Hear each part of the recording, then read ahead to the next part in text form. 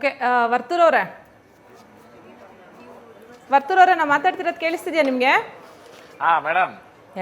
Okay, ವರ್ತೂರವ್ರಿಗೆ big boss ಇಂದ offer ಬಂದಿದ ತಕ್ಷಣ ಫಸ್ಟ್ ತಲೆಯಲ್ಲಿ ಏನ್ ಓಡ್ತು ಅಂತ, ಬಿಕಾಸ್ ನಿಮ್ಮ ಊರಿನಲ್ಲಿ ನೀವು ಆಲ್ರೆಡಿ ಸಿಕ್ಕಾಪಟ್ಟೆ ಫೇಮಸ್ ಇದ್ರಿ ಅಂಡ್ ನಿಮ್ಮ ತುಂಬಾ ಎಷ್ಟೊಂದು ವಿಡಿಯೋಸ್ ಎಲ್ಲ ಸಿಕ್ಕಾಪಟ್ಟೆ ವೈರಲ್ ಆಗಿತ್ತು, ನಿಮ್ಮ ಡೈಲಾಗ್ಸ್ ಎಲ್ಲಾನು ಅಂದ್ರೆ ನಿಮ್ಮ ಖಡಕ್ ಮಾತು.